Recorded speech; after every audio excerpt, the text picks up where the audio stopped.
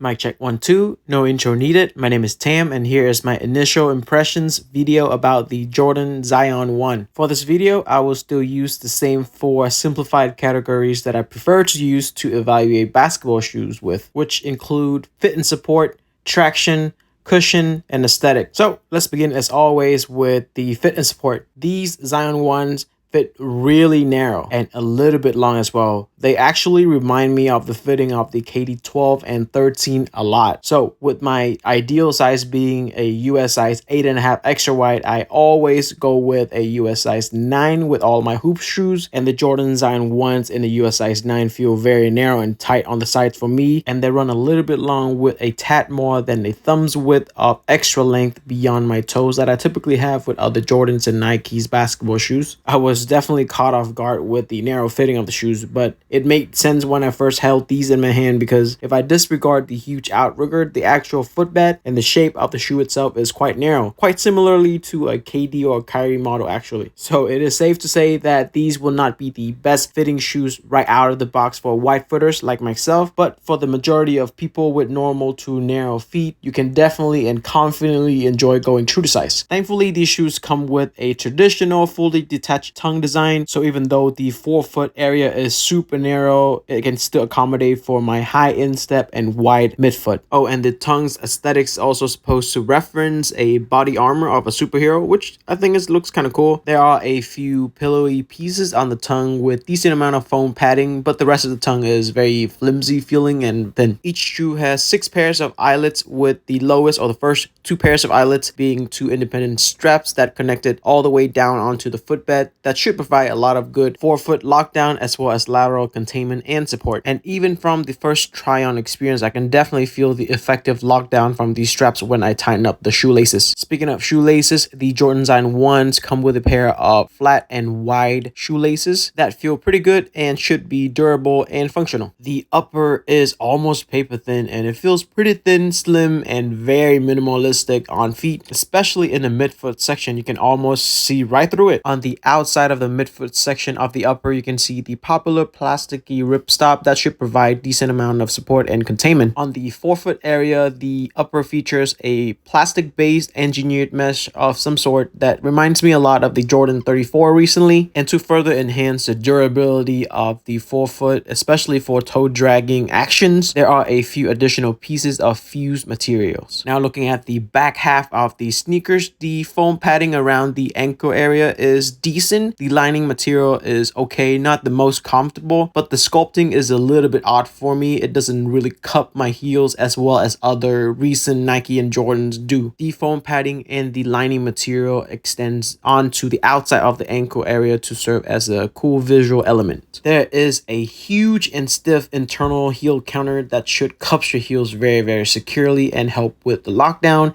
as well as preventing your foot from shifting out of the footbed. Now on to my initial impressions on the traction. It feels nice, grippy, and tacky to the touch, and even though it's a translucent rubber, it feels pretty firm and the grooves are nicely spaced apart and thick, so I have high hopes for the durability of this Jordan Zion 1's traction's performance. And unexpectedly, the solid rubber part is a little bit softer than the translucent one, and I really like that they feature a pivot point, and on top of that pivot point as well as pretty much the entire traction pattern, there is an additional layer of grippy and rough texture that should help with stopping power, which is kind of true because when I tried these on my wood floor at home, it grips pretty nicely, even though it doesn't really have a strong loud squeak. And the traction even comes up onto the medial side to help with crossover movements or pretty much any moves that you need to push off from the medial side of your foot. And on the lateral side, the rubber wraps up a little bit to act as an outrigger, as the stiffness kind of contain the cushion a little bit. Now that we mentioned cushion, let's start talking about the cushion with the insole. The insole looks and feels like a dishwashing sponge, which provides a good amount of step and comfort, and I think the primary reason for it to be so soft is to kind of mask the feeling of the full-length Air Struggle unit, which honestly is very comparable to the feeling of an air mattress or 2 customized mini air mattresses for your feet, which feels pretty nice. And you can definitely feel the air unit compressing and returning the energy a little bit just by pressing your fingers onto it. There is an additional rectangular air zoom zoom unit underneath the full-length air strobel at the forefoot section, which I sadly cannot really feel at all at the moment. What I can feel though is a squishy foam material used on the Jordan Zion 1s. Nike and Jordan brand did not really specify what type of foam this is, but it is definitely squishy and comfortable to the touch and on feet. Such comfort, and the cushion setup overall reminds me a lot of my well and much beloved PG4. The foam is, I think, identical to the Jordan Zion 1's foam. It's so squishy. There is a little bit of bounce back and energy return characteristic to this foam too, even though it's just injected Phyline, I think. And it's very comparable to the Cushline on the KD14 even, but of course the Cushline is a little more comfortable and squishier. The footbed actually is below that black line right there, so the court feel is pretty decent even though the foam looks very thick. Alrighty, it's time for some previews and teasers. I'm whispering so that only the people who subscribes to this channel can hear this.